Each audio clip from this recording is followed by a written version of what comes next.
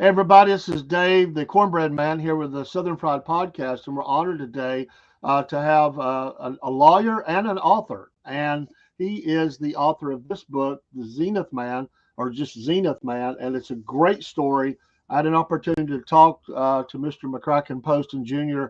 a couple of weeks ago, and I bought the book. I thank you for autographing it. It is a fantastic story. It's a true story, and it is your story as well as your clients. And I like how you combined both of those in the book. You were very, I guess I would say, exposing of your own life, of what was going on in your life while all this other was going on. You were on a journey just like your client was. And so thank you for the time that you're going to give us today. We appreciate it.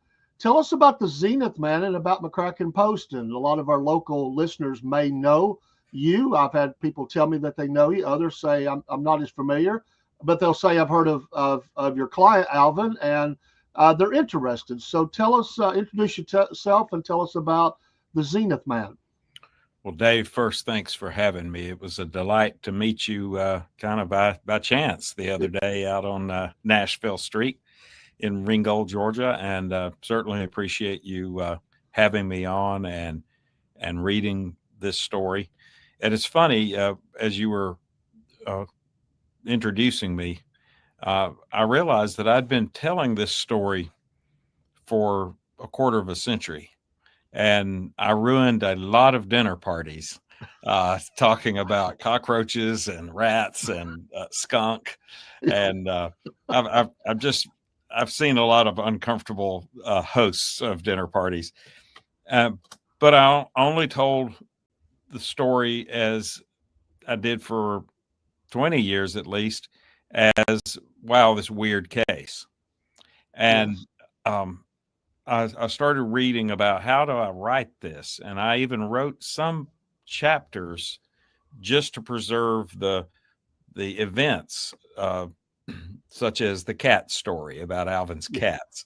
I thought that was so quaint and so revealing of who he really was. Yes. That I just wanted to preserve it as it happened. So I had bits and pieces put together for years, but I think what I couldn't put my finger on was I didn't feel comfortable just saying Alvin's an odd guy. He is a very strange man. And after he and I participated in the Forensic Files program, which has been repeating monthly for 25 years. And while I appreciate it, it is my least favorite telling of the story. Yes.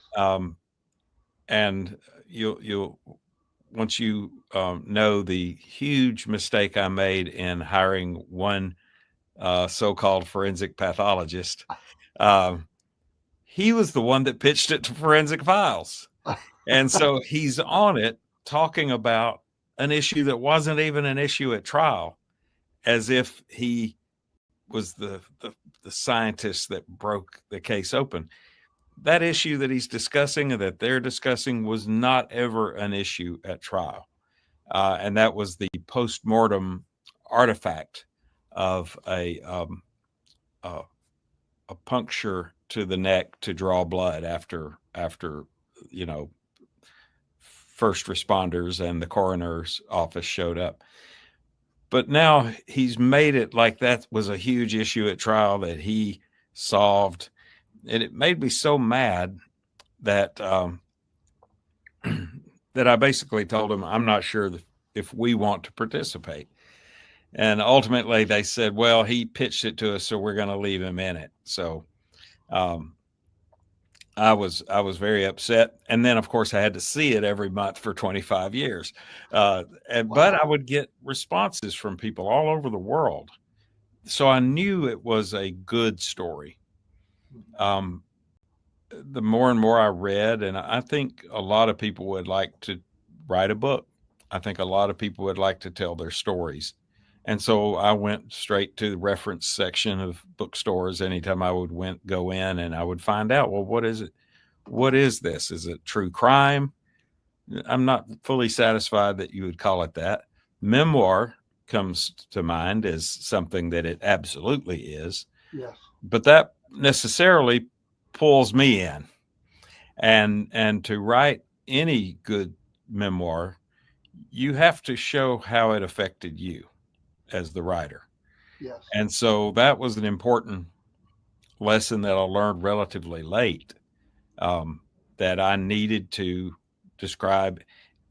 And everything in the book is true, um, but a lot of it was repressed. I My mother kept a journal, and she passed away about 6 years ago.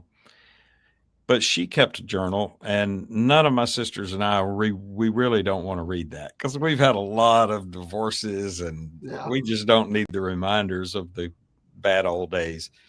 But but I said, I'm going to get one because I remembered taking Alvin to see my parents to kind of calm him.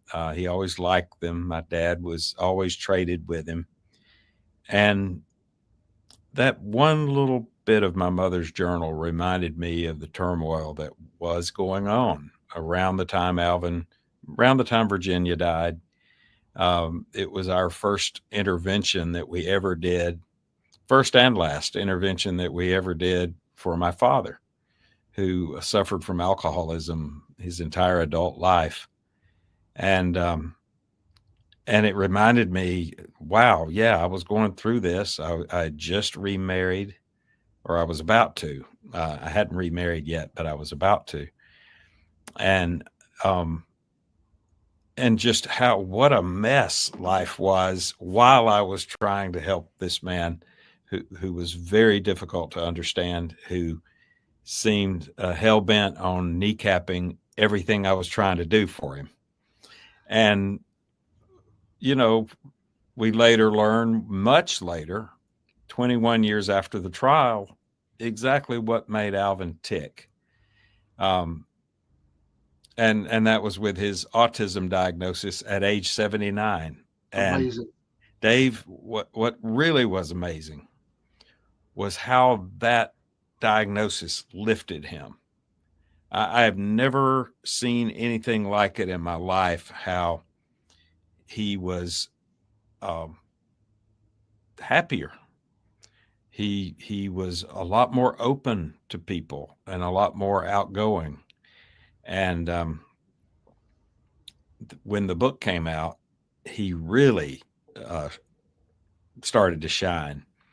Um, we went to my publisher's choice. We opened the book. We launched the book, not in Ringgold, but at the Jimmy Carter Presidential Library in Atlanta. And I had tried to involve, I got some great blurbs for this book, by the way. John Meacham, who is a, Pulitzer Prize winning presidential historian. It's almost funny when people look at my book and they look at me and they go, "You got John Meacham? How did you do that?" Well, the other is Rory Kennedy, Yeah. who was the daughter of Senator Robert F. Kennedy. She was actually in the womb, in her mother's womb, standing next to her father when he was assassinated at Mm. the hotel in Los Angeles in 1968, and Rory was born um, about 6 months later. And then and Jonathan Carl from another national news. I can't remember if he's ABC or CNN now. I can't keep up with him. But so I had some heavy hitters, uh, going to bat for the book in terms of letting people know, hey, we've read the early galleys of this thing and we like it. So that was fun. That was a fun, and the whole process of telling this story has been cathartic. It's been like I would imagine what good therapy feels like, Yeah. because I got to, there's a lot of family things that very often in families are the cause of shame and repressed guilt and things like that. And I let my sisters know this is our story. I want your permission to tell about our father, and they all signed off on it. And so I'm very lucky in that respect. But my father was a great, great human being. Sure. He just suffered from this disease, and so he, I won't go into it too much more than that. But that's the part about throwing myself into the book. For one, you're supposed to do that in memoir, but secondly, I didn't know how deeply I was until I started writing the book. And I had a 90,000 word contract. I had no real idea what 90,000 words were. And I didn't even know there was a word counter on our computers. Yeah. And so I just flew into writing it thinking, oh, this feels like a lot of words, but I'm sure, 90,000, it may not be that. Well, at the end, when the dust cleared, I had written 177,000 words, Oh, wow. almost three shy of two books. And so then several months of editing began. And Citadel, which is an imprint of Kensington Books, which is the largest independent publisher, it was really nice because they had like 5 copy editors. They were challenging everything factually and spelling and those kind of things. We had a one falling out whether the F in Lafayette is capitalized. And I said, well, of course it is. And they said, well, your city of Ringgold doesn't capitalize it. And I'm thinking like, well, probably because just somebody typed it in. But, I went out to the freeway and took pictures of the exit and said, look, capital F. And to further the Lafayette misery, the book was sublet, I guess you'd say, to Highbridge audiobooks. Well, I just assumed that maybe I would get to read my own book because I lived it. Yeah. I knew exactly how Alvin sounded. I knew exactly how other people sounded. Not that I was going to do impersonations, but I could, at least do some inflections. And my editor at Kensington said, "Oh no, you won't do it." And I said, "Yeah, I'd like to. It's my story." And she said, "I'm sorry, we've got the right to put it with who we want to put it with, and these readers have followings." So this guy had fans, and his name is Lee Gottel, and I recognized his voice from TV commercials. But at the same time, he was from that accentless Midwest sound, and they totally ignored a week that I spent making a pronunciation guide. And he said, Lafayette. And I quit listening at that moment. But everybody else says they like the audiobook, but I just quit listening because it just hurt too much. I have some friends who have got the audiobook. They live up in Pennsylvania. They probably it would make a difference. I didn't think about it till you were speaking about that and all the going through this. This story to me, and I may be wrong, I'm no expert, it would make a great movie. I mean, it would make a fantastic movie. Well, to see all that laid out in visual, as they say, from your lips to God's ear. But there has been movie interest in this story before. Back in right after the trial, and the reason I know Rory Kennedy, who is a Emmy-winning documentarian, or I guess I should say documentary filmmaker or producer, director. Her office reached out to me right at the end of the trial, but they weren't reaching out to me about Alvin. They were reaching out to me about the trial right before Alvin. Uh, Oh, she did a documentary called American Hollow, and if you ever get a chance to see it, it's a very good documentary. Her father was interested in the plight of Appalachian okay. people, the poverty in Appalachia. And I think it was a nod to her father to follow up on how's Appalachia doing. So they had some Eastern Kentucky family from up in the mountains that they were following, and kind of one of the you didn't see him up close, but you kind of saw his wake was Joe Canada, who I tried, defended in a murder charge immediately before Alvin's case. So her office was calling about Joe Canada, what happened in that case, because we were about to put this film in the can, and we want to put a epilogue at the end.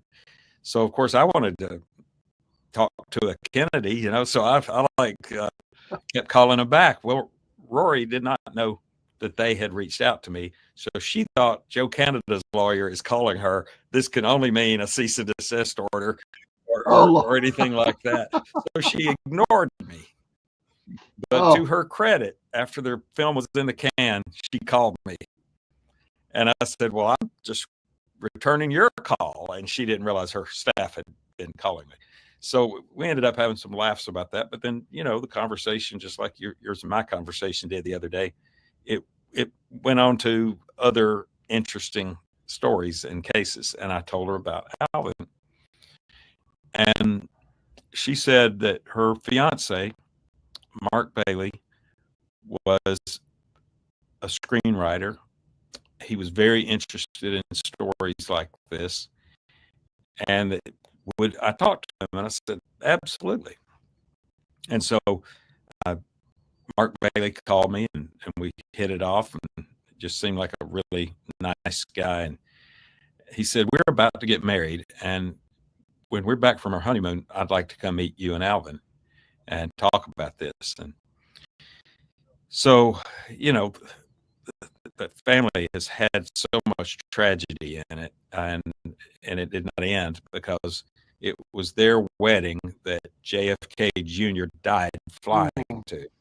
oh, wow. So their wedding got postponed. I just thought, man, this is so tragic, and I would not blame them for forgetting any plans that we had ever made. And then you kind of pick up, because everything is known about everybody these days. You hear that they went off to Greece or somewhere and got married. I just thought, I'll never see this again. And lo and behold, Mark Bailey called me and said, I'm almost to Chattanooga. Oh, wow. Where can I stay that allows me to bring this dog that I have with me? And he brought a bull mastiff named Clementine. And I put her up in my goat pen, separated from the goats. And this New York bull mastiff, who probably looked 250 pounds, I don't know how much she weighed, but she was trembling at the sight of my goats.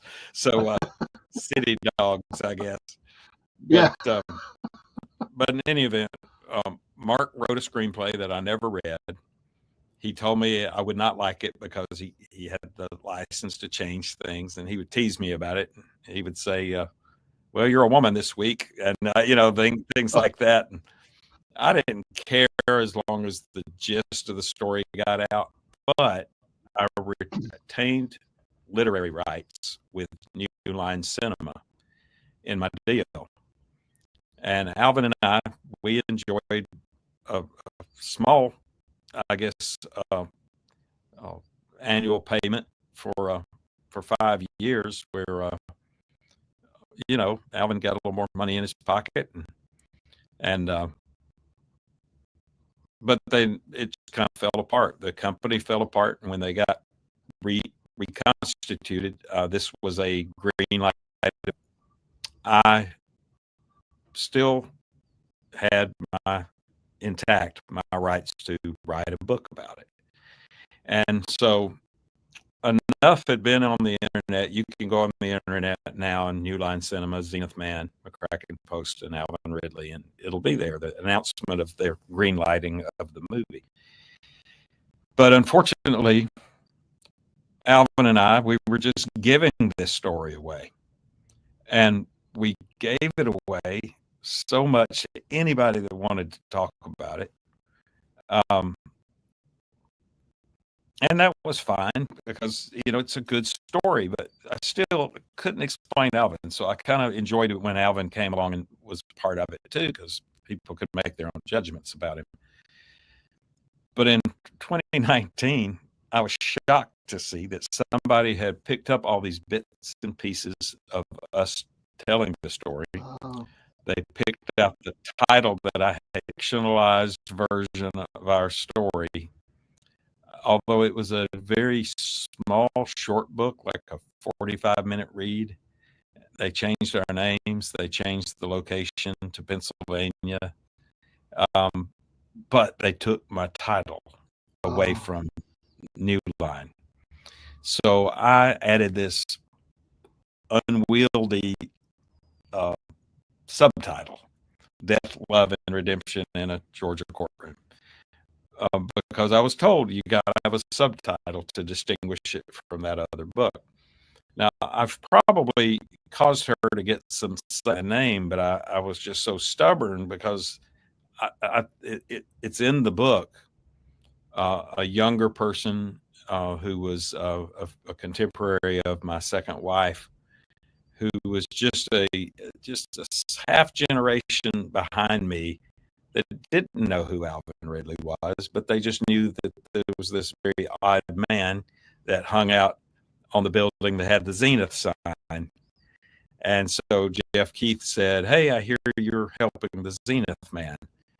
And I immediately thought, that's the kindest words I've ever heard about Alvin Ridley, and it's not Crazy Alvin or Sinister Alvin or Boogeyman Alvin. So I just always thought if I ever write something, it's going to be called Zenith Man. And I'm glad I did. I'm glad I reclaimed the title. Like I said, I've probably caused the author of the way. I don't think that I'm enriching them by shining a light on the title Zenith Man, but it is what it is. There's no copyright in titles. I could have called it the Coca-Cola Man and gotten away with it. There's no copyright in titles. I know that. When you go in the business, Sarah, we've been meeting there weekly, doing videos in and around town, and that sign is there. It all kind of comes together. You just kind of see that with this book, and it's, I don't know, there's a weird feeling about it when you're there. And I'm local, but I wasn't right in the center of town every day, and I don't know that I ever went in that store when he had it. But it is neat that they have captured life and the case and everything. And I was sitting there drinking coffee and I looked up and I went, oh, well, it makes perfect sense. Now I see the Zenith sign, And so it's a great title. I love the title. Just a couple of questions I have that I don't know. And I'm not done with the book. Yeah, I'm working on it. It's just awesome. But when Alvin passed, was he buried locally? Yeah. In the Leland area? He is next to his wife. And that's part of the book as well. I realized while I was representing Alvin at some point that he was very transactional.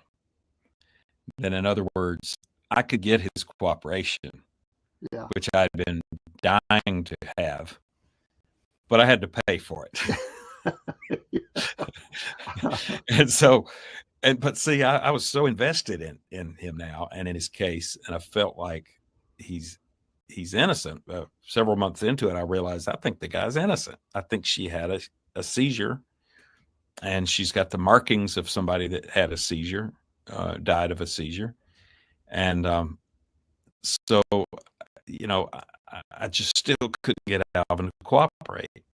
So I realized that, I would take him to lunch a good bit, and I'd feed him, and then I would get a little cooperation from him. And at some point, I was paying him to cooperate. I was just paying him. And then one time, I just thought, well, I want him to know that I care. And so I said, take me to Virginia's grave. Well, down at the Gordy Memorial Cemetery off Gordy Circle, south of Ringgold, there's two Gordy cemeteries in Catoosa County, but this is the one that's down 41 below the last exit there in Catoosa County, the Tunnel Hill exit, as we call it. And I guess technically this may be a Tunnel Hill address, but it's in Catoosa. You go down and there's a Gordy Circle on the left. Another hack in getting there is get off at the southbound scales where the truck scales. Gotcha. And go to the exit on the back, and it'll put you out on Gordy Circle. Okay. And then you turn left, and the cemetery's right there. Well, I went, and I even took some little grocery store flowers that I had picked up so that we could be paying our respects to Virginia.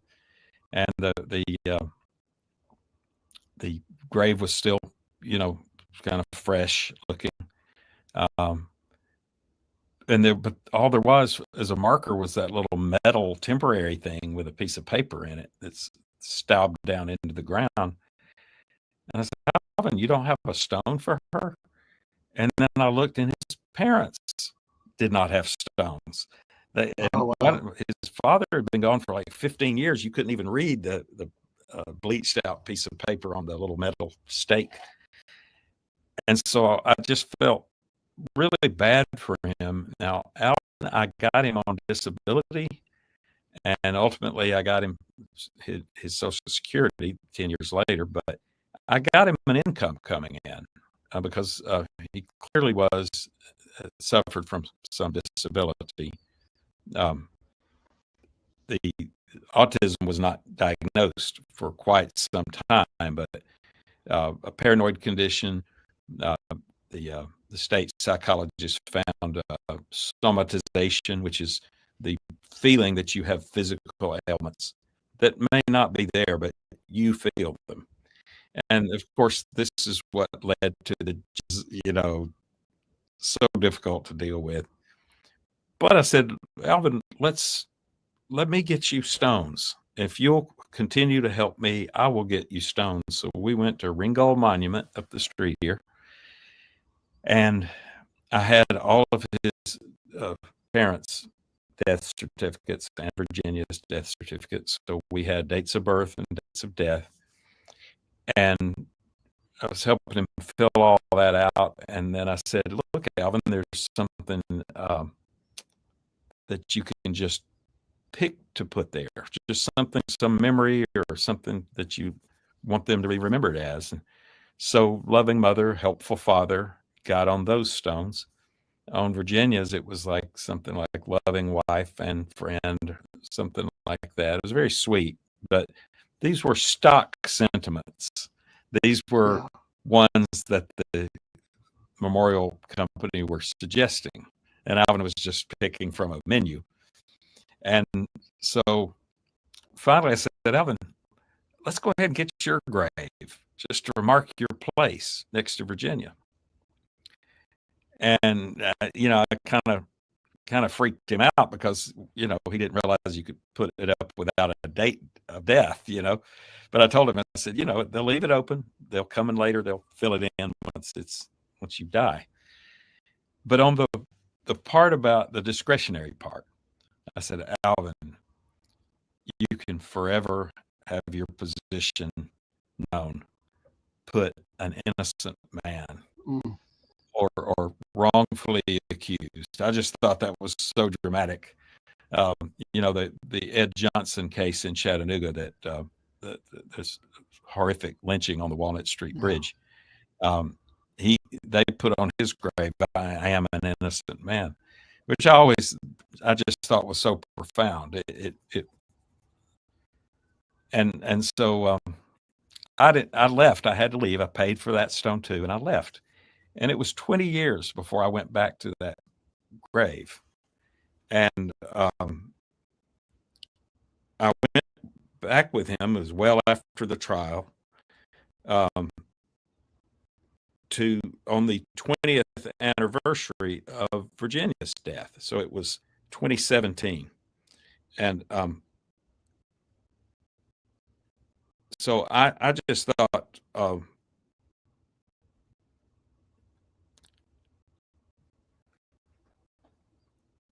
I just wanted, him to have a stone there.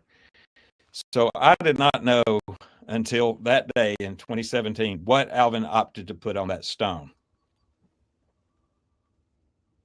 TV repairman.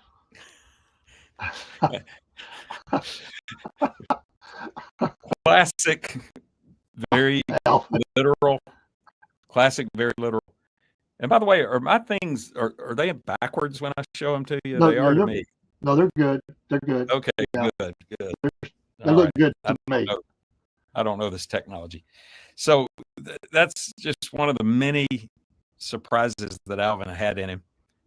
And, in a weird kind of poignant way, that's probably how he did want to be remembered. Sure. He didn't want to be remembered as a guy accused of this, that, and the other. And, he was very proud of those years that he was a TV repairman. And by every account I've ever heard, including from my own father, Alvin was a hell of a TV repairman. He was incredibly talented.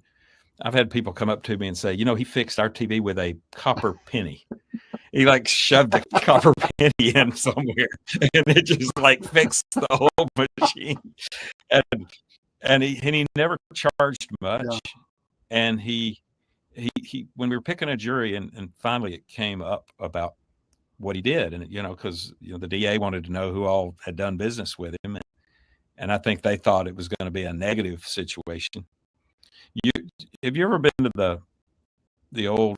I'm not trying to guess your age, Dave, but I know I'm older, so I can say I remember going to the Hannah Adams store, the classic TV stores that used to exist. Yes. In Chattanooga, and appliance stores, and they would have this kind of very cozy looking living room display, and there would be a TV, and then it would be back to back against another kind of bedroom or living room display, and there would be another fancy TV.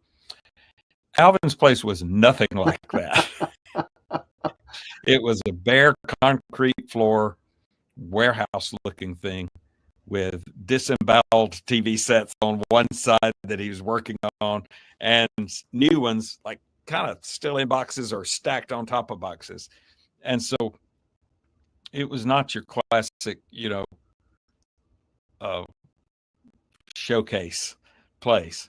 And Alvin really let it go into decline and let the roof fail, and giant freezer size hole in the roof, which meant all the weather came in, and he just shut it down in 2014. He was overwhelmed, but in his mind he thought, well, everybody's run me out of business, and it all started when the county took my van.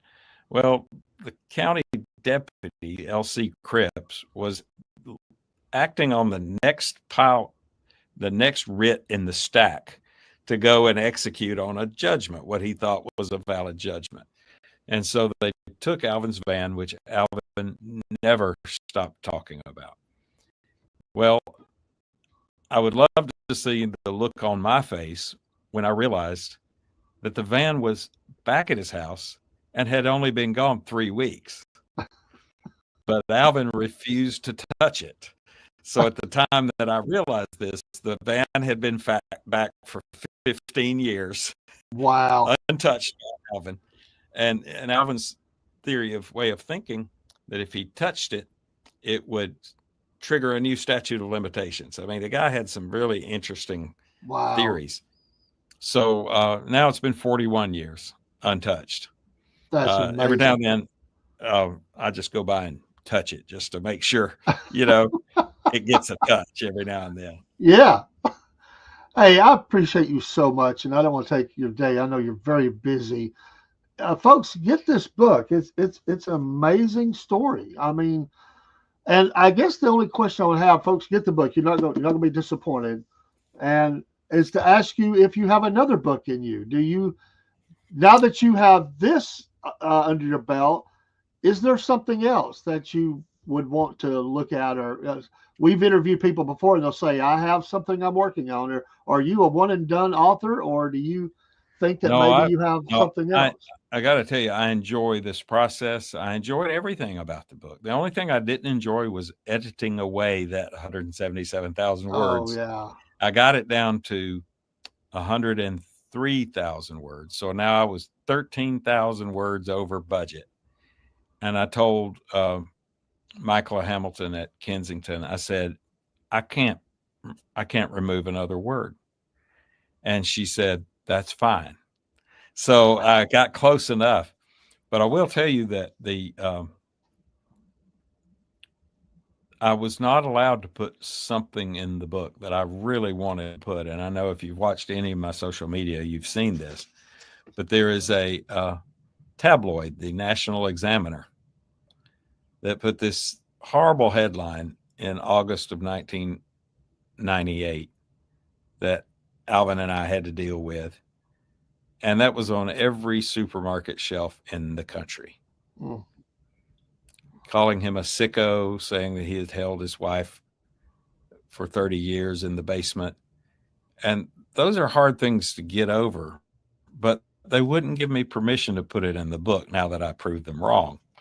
So, if you get your book locally, and by locally, I mean 2 locations in Ringgold, Georgia, one, a Fern and a Feather general store, and the other, Book and Barrel, our new bookstore, they will hold the book for me to come and sign for you. And then, including with that book waiting for you or to be shipped to you, you'll get a bookmark with this headline on it because they didn't give me permission to put it in the book, but nobody tells me what I can put on my bookmark. that's And right. And I have so mine here, yeah, so you can visualize and see, the kind of rush to and judgment and South Alvin suffered. he does autograph the book. So Yeah, yeah. that's Well, great. their books, unfortunately, maybe they're going by the way of newspapers. They're. But I think that the book as a hardcover print thing is going to be with us a while because people love books. And in the process of a book, if you're lucky enough to get a publication deal, and they do a hardcover, a lot of times you don't get that. But after it's kind of run its course, um, they will come up with what's called the trade edition or the soft cover, the paperback. Right. And so I was expecting to be making some edits and to be, maybe updating some things, particularly Alvin's passing last year. But my publisher said, look, we're putting off this paperback edition to 2027 or maybe beyond. And I said, why? And she said, the hardback is still selling. So Awesome. it's reached, it's touched enough people who may have someone they love with autism in their life, or they were teachers or service providers. Teachers and service providers will come up to me like I'm an idiot and they'll say, I knew from page one. But we weren't talking about autism in that way back in Right. the 90s. And we certainly weren't talking about it about adults. So I get it. But I had to write it from my ignorance at the time because I was pulling my hair out trying to figure out what makes this guy tick and why is he being so uh, literal, and why is he obsessing over some things. So it may just be one of those perfect place in time for this type of story. So because hopefully we're catching and screening and giving services for people with autism. Now, I don't want to weigh in on the current debate about autism, but I will tell you that Alvin preceded Tylenol by a decade at least. And we've had people with autism in our culture in among mankind forever. Yes. And some of our greatest contributors are now known to be on the spectrum. Elon Musk, for example. Anybody that can make a rocket land on its, standing up. I'm a kid from the Apollo stuff. You just use those things and let them tumble into the ocean or burn up. But this guy brings them back and lands them standing up. That's impressive. It sure is. And it's that kind of focused thinking was that described Alvin. And Alvin was brilliant in his own way. And Alvin was pushing me the entire trial to find things that he didn't know how to articulate. So he would just push me to find, for example, the eviction trial. He didn't say, go look up that eviction trial. He said, go look at all the civil litigation and see if I've got anything. Well, he didn't have anything in the civil litigation that I could revive. But I had to do it to humor him. And that's where I found a key file. And that was the fact that he and Virginia were not only evicted in 1970, but this was the last place she was ever seen in the large courtroom in the Catoosa County Courthouse, September 15, 1970. Wow. And 27 years later, I'm walking in that courtroom with her writings. Amazing. And a bucket full of cockroaches. Yeah. Yeah. It's fascinating. And folks, you will get the book and there'll be moments that are very emotional. There's funny things that happen in there. There's times that Mr. Poston here is not ready to pull his hair out. I mean, he's embarrassed, shocked, mad. There's all the emotions. I mean, that comes out because you were caught off guard so many times of things that Alvin would do, and just the things you had to do to keep this thing going forward. Is at my expense.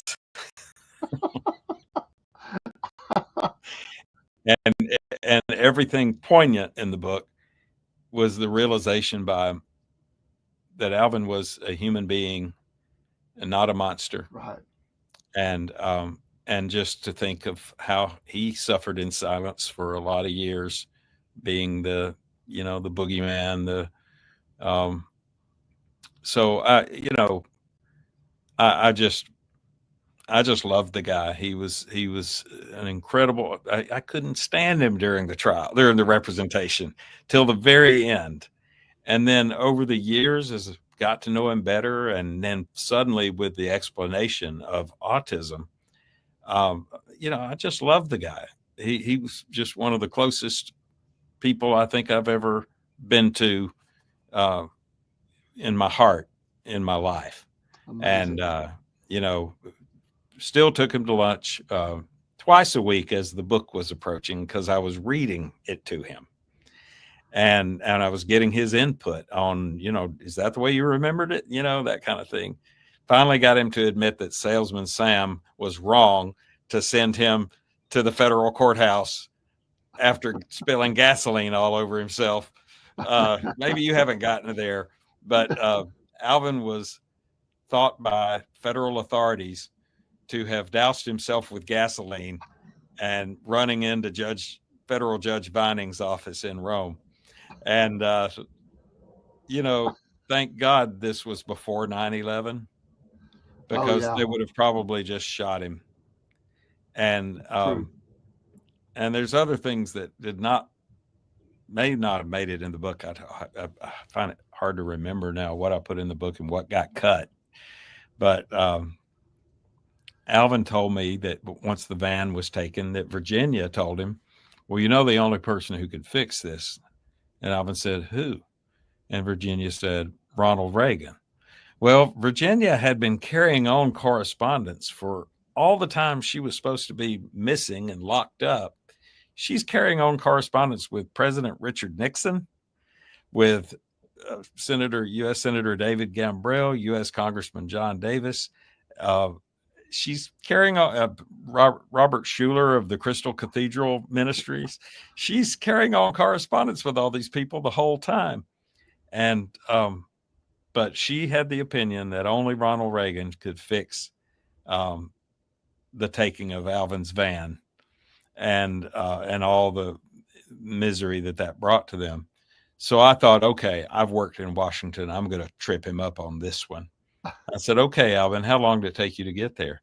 He said, well, it took me 2 whole days and 6 quarts of oil. And I thought, well, I've seen some of his cars. So that tracks.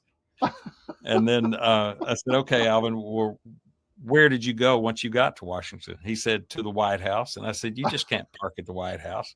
He goes, no, I went to a parking lot. And then I went to the White House. I said, how did you find the White House? He'd say, I asked directions. And so then we get to the meat of the story, and I'm just wanting to show that he's exaggerating or he's making it up. And he said, well, I was on Pennsylvania Avenue where they said the White House is, and there's a big opening on the left side of it. Well, he was being absolutely accurate. There was a big open gate almost constantly, it was at the time, on the left side from the Pennsylvania Avenue, because I worked that very year. I worked in Washington. I'm not sure if it was the time. Wouldn't that be something if I'd run into Alvin Ridley at the White House?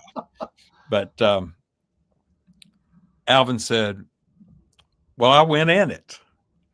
And I thought, oh, Lord. I said, what happened? He said, 2 men with long guns told me to halt. I said, well, you know, Alvin doesn't have a bit of pride or self-preservation. He's not going to try to make himself look good in a story. He just tells the story as it happened. Yeah. And I said, well, what did you say? And he said, they said, why are you here? And he screamed out, Catoosa County took my van. And I said, Alvin, what did you do? What did they tell you? And he said, they told me to go home. So then he says, but I went to a phone booth and I called and I talked to Nancy Reagan. Well, I thought, okay, all right, Alvin, tell me how this works. He said, well, I went to a phone booth and I called the White House. Well, I remembered from my time in Washington, the White House is in the phone book back when we had phone books, because I remember seeing it in there. And I said, well, how do you know you talked to Nancy Reagan? And he looked at me like I was a fool. And he goes, the White House is where they live. A woman answered the phone. Oh, and my I goodness. said, well, what did you tell Nancy Reagan? He said, I told her Catoosa County took my van. And I said, what did Nancy Reagan tell you? He said, to go home. I even contacted the Ronald Reagan Library to see if there was any record of this call by the subject conversation, you know. And they said that there were so many calls that if they didn't have a name, they didn't, you know, necessarily keep it logged. And again, this was back in the day when, so I believe him. I believe that he went to see Ronald Reagan. Now, I don't believe that he talked to Nancy Reagan. No. But I believe that Alvin believes that he talked to Nancy absolutely. Reagan. And that's all that counts. That counted for him. For him, that counted. That's right. Hey, thanks so much for giving me your time. I'd love to have you come back on sometime. I know you're a busy man, but just know you always have a place that you can come if you want to share stories or updates or that next book you're working on or whatever, the Southern Fried is always here for you. Anytime that you have any time, if you have any, we're always here for you. Thank you so much. Thank you, Dave. It's been an honor, and I enjoyed talking with you. Yes, and folks, you can go get this book at the places he mentioned. It is on audio, and you can find that, I'm guessing, at the major book retailers. They'll have but I know somebody ordered it online. They told me I ordered the audio version, so which I know they pronounced Lafette wrong, but but if you can handle that, for the folks that's above the Mason-Dixon line, you're probably not going to notice a difference. But right. Get the book, and then you'll appreciate this great story as well. Thanks so much, and I hope you have a wonderful afternoon, and we'll be talking to you soon.